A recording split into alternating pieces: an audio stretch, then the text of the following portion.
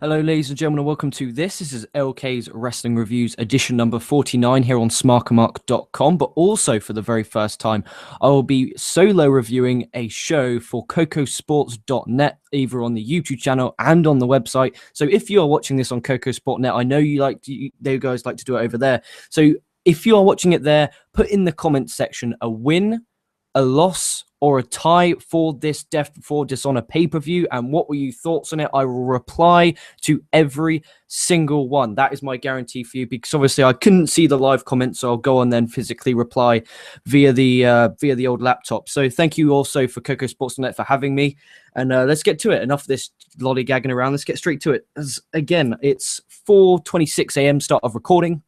Yesterday, I was on here till about 7 a.m. with Coco and Booms yesterday for the War Room. So again, let's try and get this done as quickly as possible. I've got 6 pages of A4 to get through. And again, if you've never experienced LK's Wrestling Reviews, I really dissect and go really deep into the match. So I hope you enjoy this. A little bit of, before I start, I did miss the first match. I missed the Silas Young versus Will Ferrara match. I woke up because basically I went to sleep.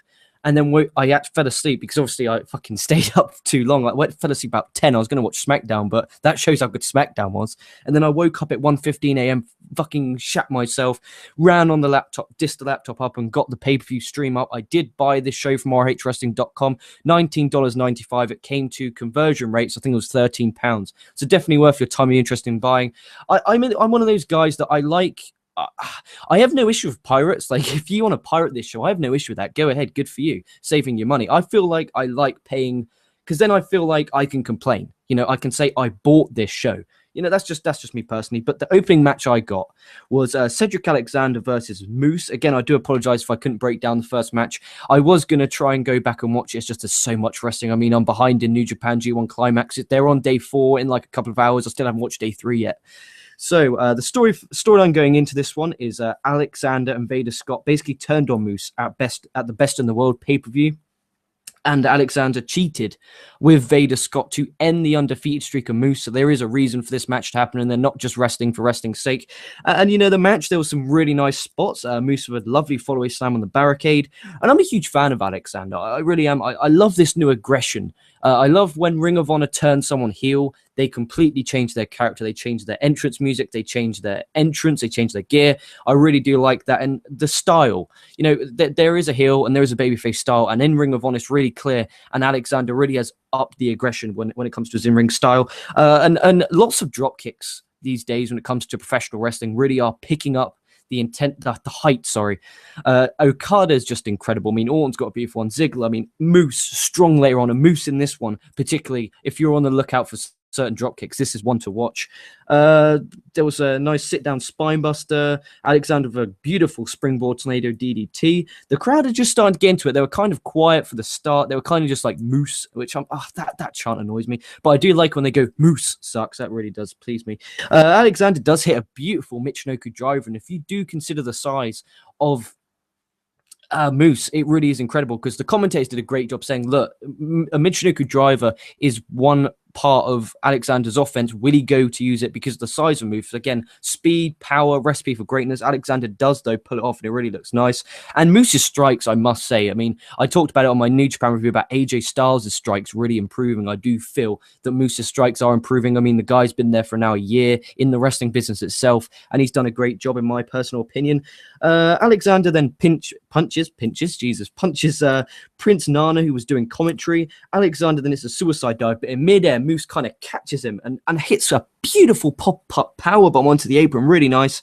Referee Paul Turner then was sorting out Prince Nana when Alexander nails Moose with a wrench, which is what happened at the Best in the World pay-per-view. And that got the win. I was happy with both men's performance. They both worked hard. Maybe Moose's best match to date. I mean, I'm not the biggest Moose fan. I tend to really wish to skip his matches. But it was a good match. I'm going to give it 2.5 stars, maybe a little bit, maybe 2.25. I mean, it wasn't the best, but for an opener for me, it kind of set the tone for the pay-per-view. And looking at my notes, it was probably the worst. When I say this, it's the worst match of the card. That if that sets the tone for the rest of this podcast, it really is something. This show is incredible.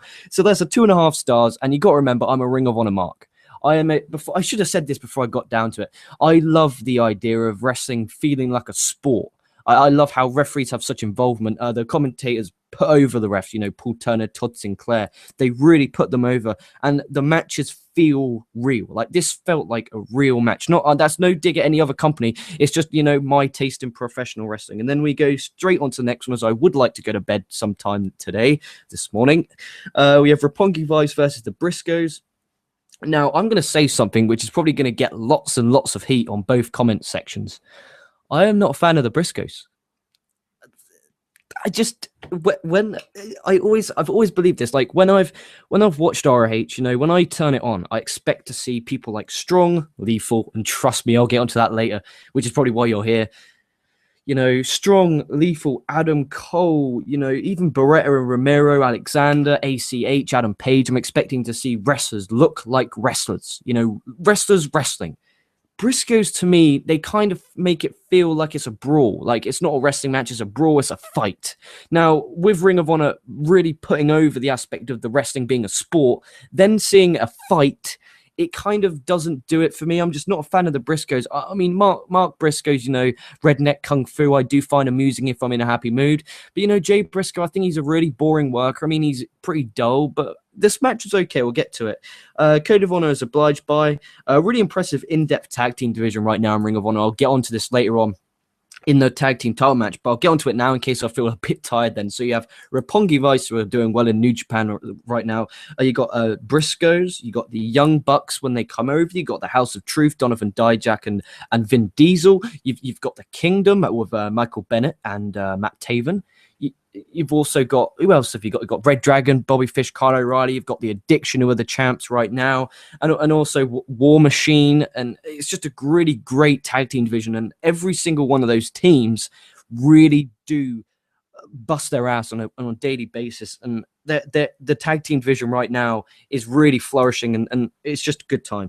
Ramiro then hits a back body drop on Mark over the top. And one thing I don't like about Mark Briscoe is every time he takes that flipping bump over the top, he flips, literally does it over the buckle, and he lands so hard on his feet. And if his foot buckled, he could have broken his leg.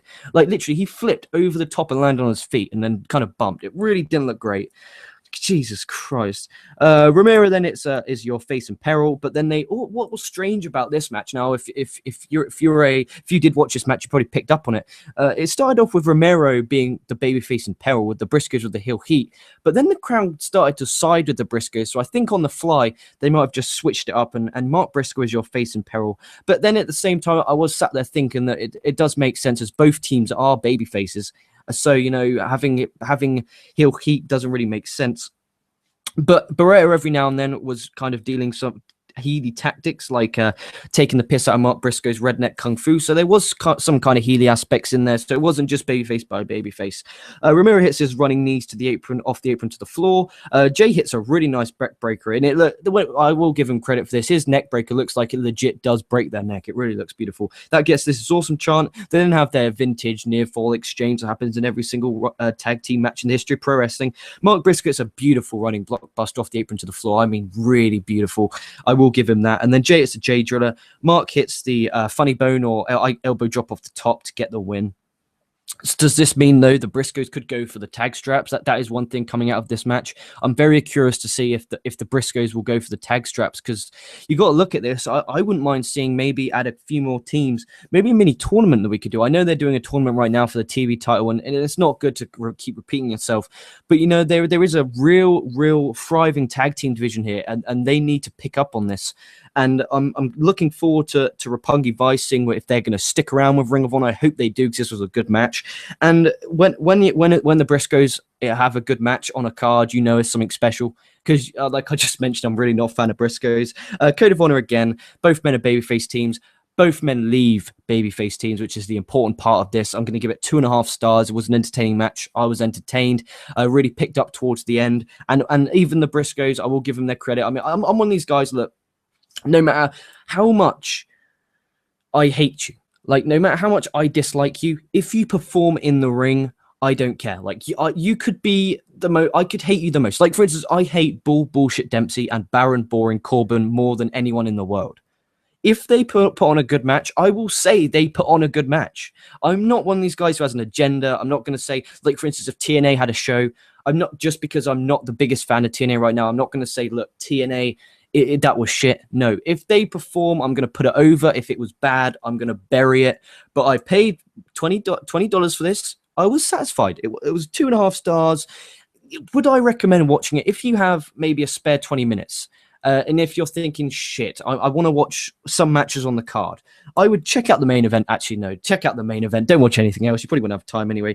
Adam Cole, Dalton Castle up next. Now, in the preview, if you checked out on smartmark.com, I did a preview dissecting this card. And I kind of touched on how I'm not the biggest fan of this Dalton Castle. But then saying that, I kind of hit a crossroads, because I think I've only ever seen one match of Dalton Castle, and I think that was in the Top Prospect tournament. So it wasn't against the best workers the business has today. And I said in that preview, this is, to me, is a make or break for Dalton Castle. If this guy performs a very good match here, I'm going to be a fan of this guy. If he doesn't, I'm not going to be a fan, because in my opinion, Adam Cole could have a good match with a broomstick. Jesus. And the crowd are split 50-50. And I'm going to be honest, I really did dig Dalton Castle's entrance. It was really innovative. It was really special. And I can imagine, this guy going to WWE one day. I mean, he has the perfect recipe to be a great sports entertainer. That's no diss at him as a professional wrestler. I just think that he was kind of Nakamura-esque in some of his motions. And that again, that's not a dig. That's probably the biggest compliment I could give the man. Really, I really was impressed. The crowd were really hot for this, which was good. Castle, like I said, if you've ever watched a Nakamura match, you understand where I'm coming from. He really has that certain charismatic ability. It's really incredible. And the mannerisms, this guy, and his entrance, and how he does the thing with the wings and the fan blowers, and it's just laid out perfectly. It really, really was. And I love Corino on commentary. Like, do you know, if you follow Ring of Honor closely, you'll know he has this thing where every single time Adam Cole's in a match, he will put the guy over to nauseum and say that he's kind of like, he has a crush on him. And one line he used was basically Castle did a roll-up, and Corino is screaming, pull his tights down. That's what wrestlers do. Pull his tights down. And Corino did a phenomenal job on commentary. Some great one-liners on this show. Castle, though, hits a really nice swinging side slam, which really did impress me. And then Castle, to his credit, hit so many different variations of suplexes. It really was shocking. Castle then jumps off the top. Cole super kicks in midair. Cole with a Florida Keys. Castle then victory roll for 2. Great counter, great near fall. That had me on the edge of my seat. I'll give you that. Cole then hits the suplex into the knee to the head to get the win. And it got a "This Is Awesome" chant. They need to stop saying that. Like, legit, if they saved the "This Is Awesome" chant to the main event, this would have been perfect. It's just they keep on using "This Is Awesome" chant all the freaking time, and it drives me insane. Again, that's no mock. That's just it. Just me personally, I just don't like it. I don't know why. It's just, if you say "This is awesome" too much, it kind of loses specialness. Like back in the day, if you heard a "This is awesome" chant, it really was awesome. Now, I'm not saying that this match was not awesome, because it was. It was a very, very good wrestling match, and I'm not going to deny it. I really did enjoy this match, but was it awesome enough to get a "This is awesome" chant? Maybe not. I mean, I'm going to give it 2 3/4 stars, and also I'll touch on the end. There was the Code of Honor. And Silas Young then beats on Castle's followers, the fan blowers. And that they're building towards a Dalton Castle versus Silas Young feud. Again, I have no issue with this at all. Huge fan of the last real man in professional wrestling, Silas Young and Dalton Castle. Hopefully, it gives Dalton Castle something to sink his teeth into a feud-wise. Because this to me felt like, I said this on War Room, and I've said it on loads of podcasts. It felt to me like they were in a boardroom, and they were looking up and down their roster, put mix and matching people to put on a card. They saw they hadn't used Adam Cole. They saw they hadn't used Dalton Castle. Put them together, and you got yourself a match. And this was a good match. I mean, it was wrestling for wrestling's sake, which is why I'm not going to rate it higher. There kind of was an emotional investment. But to me, there was an emotional investment personally, because like I said, this was make or break for Dalton Castle. The guy did prove himself. He had a 2 3/4 star match, and I'm a stingy cunt when it comes to when it comes to ratings. I don't like to use that word often. I do apologize if anyone took offense to that. I really am sorry. And like I said, it gives him something to sink his teeth into. Maybe get to see more promos. I'm curious to see how his promo style is, and it's just an all-round good time. 2 3/4 star. And then we go to our next. I'm going to swig a drink first. I'll pause for the cause. You can give yourself a drink. This is Dr. Pepper. This has kept me going. Good stuff. Oh, that was good. No DQ match. ACH versus Adam Page. Now, the story for this one is that basically Page is kind of pissed off. The ACH keeps on getting these opportunities against people like AJ Styles and Alberto El Patron when Page is getting nothing and he's in the exact same position on the card as him. So, but before the match started, Blowjob Whitey, which is BJ Whitmer, in case you don't follow me on smarkamark.com, he comes out and Carino, he comes out in crutches, and Carino, the man, the myth, the legendary commentator, he goes, I hope he got hit by a car. And I'm there cracking up. And you know what? I hate Whitmer so much. I did find this funny, and it was noteworthy, no pun intended. Whitmer then cuts a promo saying he can't wrestle for a few months. This gets the crowd popping, which I kind of marked out inside at home. Whitmer is on commentary for this one and keeps mentioning fatherhood to Carino, which, in my opinion, is kind of leading to a Steve Carino return to the ring against Blowjob Whitey.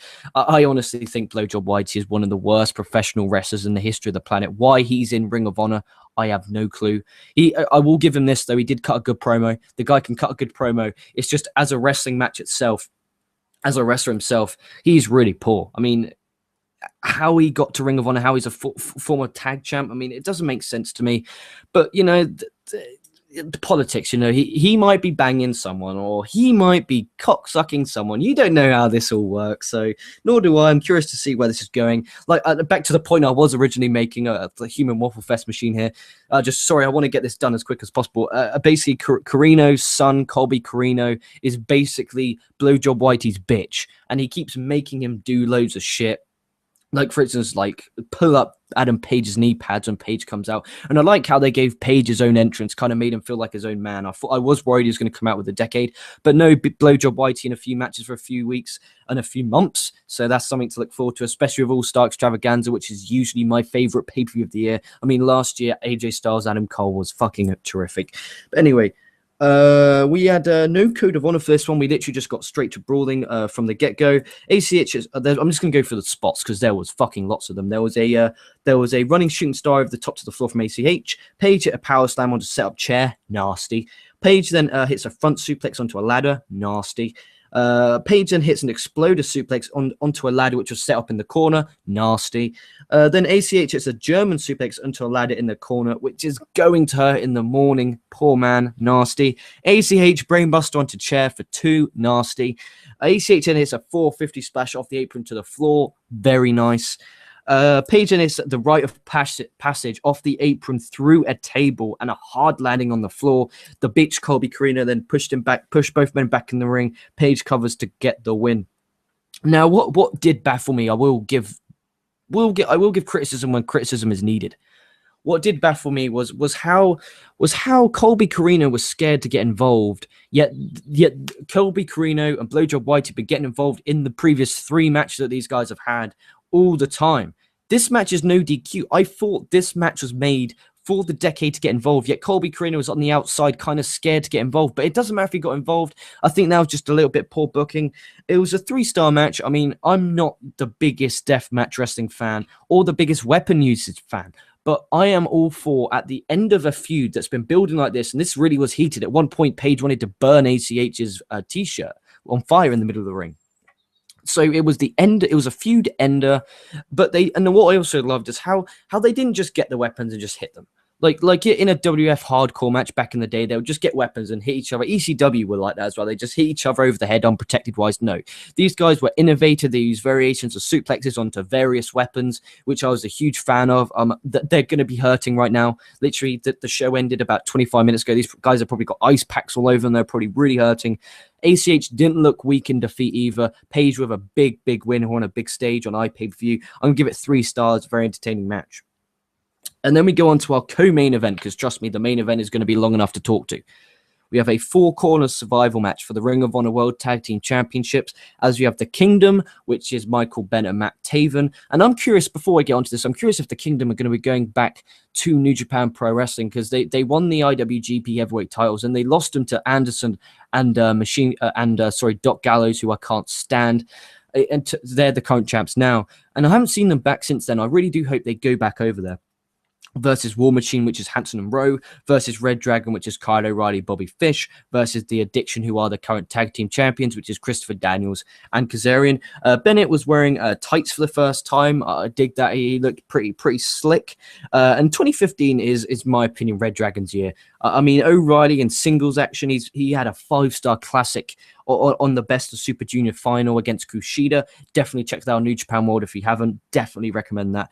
Fish is your number one contender for the Ring of Honor TV title and in Ring of Honor. Plus, they were Ring of Honor World Tag Team Champions. Plus, they were IWGP Junior Heavyweight Tag Team Champions. They were defending that on Wrestle Kingdom 9 in front of 50,000 people in the Tokyo Dome. They've got a title coming up, IWGP Junior Heavyweight title match coming up on the last tag or the last night of the G1 Climax tournament. So good things are in store for O'Reilly and Fish. I'm a huge fan of both men. And Daniels is sporting a singlet. I gotta be honest, he looks like an absolute toilet, like legit toilet. He looks like one. Definitely go out of your way to check out what Daniels looks like. He will piss yourself. I mean, I've seen the guy wear shorts, seen the guy wear speeders, seen the guy wear tights, but this guy looks like an absolute toilet in a singlet. Really does. And Adam Cole's on commentary, and his job on commentary was to tell the story that the Kingdom and Adam Cole kind of have not been seeing eye to eye, saying that they haven't been to meetings, and it's just good stuff. And I'm very curious to see where that's going. Bennett hits a nice spear on Kyle O'Reilly in the apron. Rowe gets the hot tag. He cleans house. Then all 8 men come in and brawl. Biggest clusterfuck you'll ever see in your life. War Machine at double chokeslam. Basically, everyone then does their crash and burn suicide dive until Hanson hits a swanton off the top to the floor onto everyone. Now, that was a very nice spot. Red Dragon chased the Dragon for 2. Did think that was it, to be fair. Everyone then hits their signatures. War Machine with the power of resistance. Maria then jumps up on the apron. Daniels then hits him with the belt, the Healy bastard. What have I got here? Kyle, maybe? King? I don't know. Proton crack. Kingdom then hit the Proton crack for 2. Great near fall. That's the issue with my handwriting when you're writing a match. If you guys have ever done a review where you take notes and the actions are so quick and fast everywhere, and you're just writing down, trying to get it down, and it's really difficult. Addiction then hit Celebrity Rehab to get the win. Crowd weren't into this as much. I'm going to be honest, but then again, they just saw several great wrestling matches without a break. That I do honestly feel they needed an intermission, because this show went 3.5 hours and they didn't get a break. I've personally, after what match was it before? The no DQ match between ACH and Cedric Alexander, I really wanted a breather. I just wanted to pause it, but I couldn't pause it. If you've ever ordered a live iPay-per-view from ROHWrestling.com, you'll know the pain I felt. If you pause it and then click play, it will refresh to where it is live. So you can't do that. And that was one thing that bugged me. I mean, because I missed, like I said, the opening match. I wanted to rewind, and I would have worked on that time, but I couldn't. It wouldn't let me, and that's one really nitpicky thing. But to call a spade, I'll tell a quick story. I ordered the Ring of Honor Final Battle 2014 pay-per-view from ROHWrestling.com, and the stream was terrible. It was probably one of the worst streams I've ever experienced in my life. It was god-awful. It was embarrassing. I phoned up and they gave me the stream for free the next day. They really were apologetic, and I'll be honest, I pirated. It was only until 2 days ago where I kind of felt the urge that I wanted to buy this show, and I wanted to test it, because I upgraded my internet from Sky Internet to Sky Fiber Optic Internet, which is the best internet in the country. So I was thinking that perhaps we can run it. I tell you what, there was not one time did this stream buffer. Give yourself, as we are on KocoSports, give yourself a Barry Horowitz ROH production team. They had replays, they had instant replays, and they looked snazzy. Very good job. Should be proud of yourself. Back to the point, the crowd really went into it as much as you'd expect, considering all the talent involved. They popped when they needed to pop. But to be fair, like I said, they really needed intermission. It was a very good match. I'm interested to see where they're going with the Cole and Kingdom. I'm curious to see where they're going with the Addiction, who they're going to be challenging. Red Dragon going off to New Japan. Are they going to win the IWGP tag straps? Kingdom obviously going to feud with Cole. War Machine are kind of left in the middle. I'm expecting War Machine versus the Addiction. I'm expecting that in a few weeks at the next pay-per-view. And it was a 3-star match. There was spots there that were entertaining. I was entertained. It's just, I was really blown up. Like, I was, oh my God, please. Can we just have an intermission? Like New Japan, like during their G1, if you followed the G1 Climax tournament, which all of you should, go buy New Japan World right now. Ordered by LK. And it was the way how it was that they have the tag matches, they have a few 6-man tags, they have a tag match, and then it goes to an intermission halfway through the show. Then when they come back, they get into the G1 Climax, either Block A or Block B matches.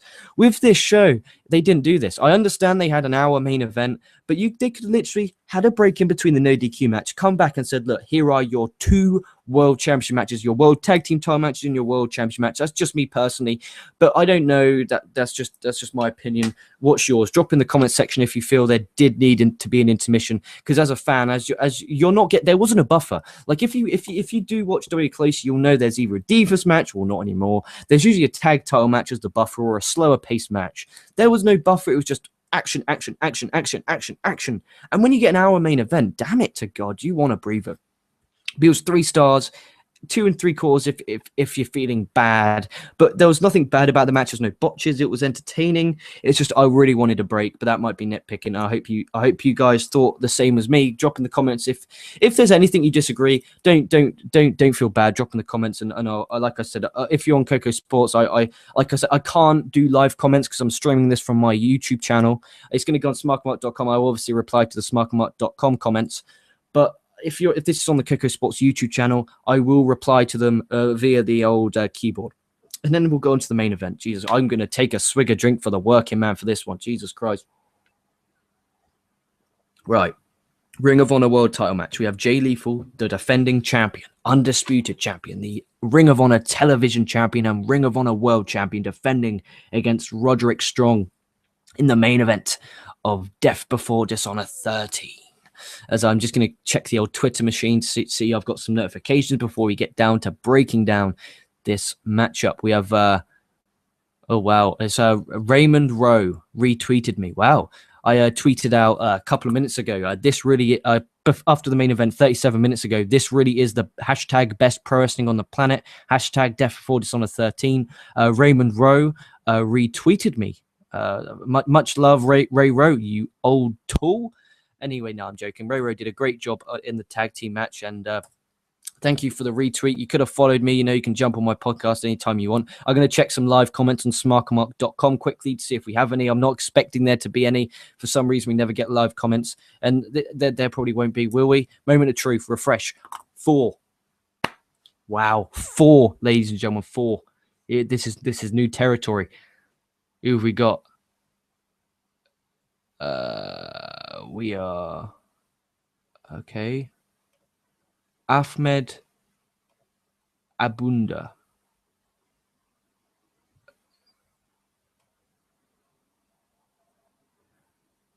Ahmed Abunda. Google Hangouts. Dude, what's wrong with you? I have nothing wrong with me. I just watched a really good professional wrestling show. What's wrong with you to troll?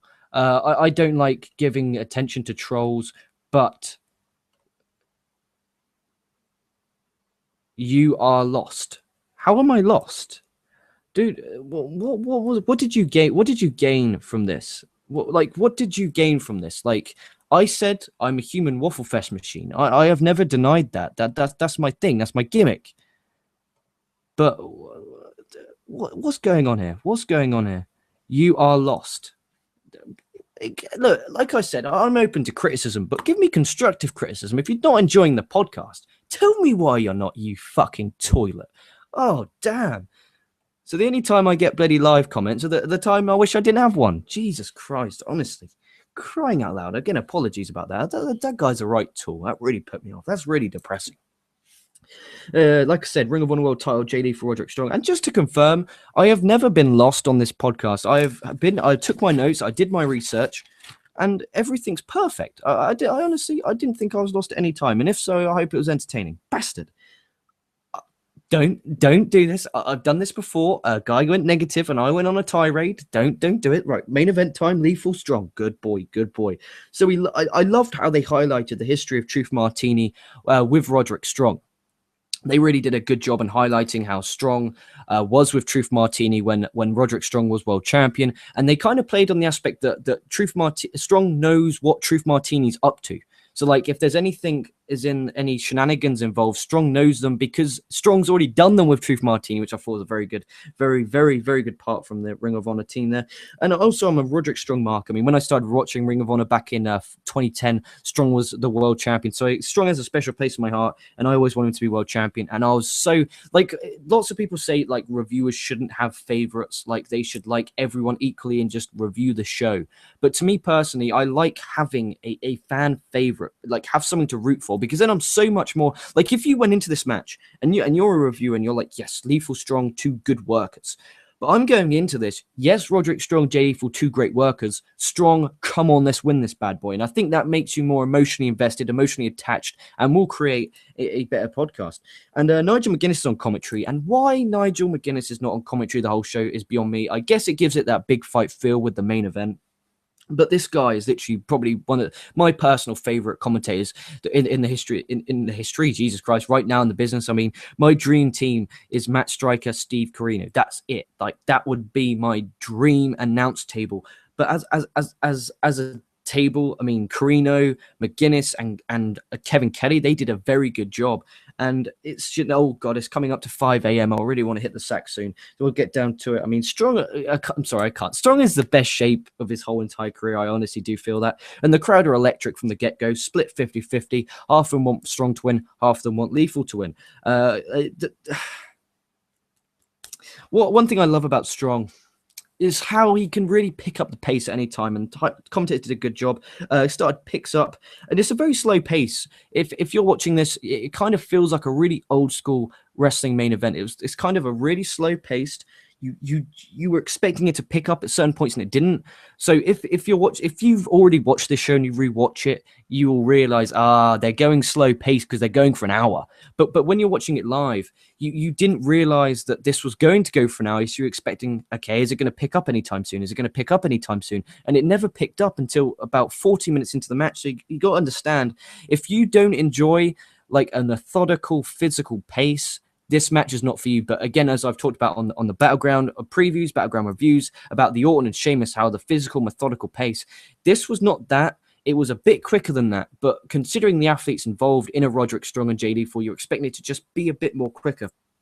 And Dijak on the outside, there was House of Truth and Vin Diesel, Baby Batista, as the crowd likes to call him. 3 times he kept on beating on Strong behind Tom Sinclair's back. That was kind of irritating.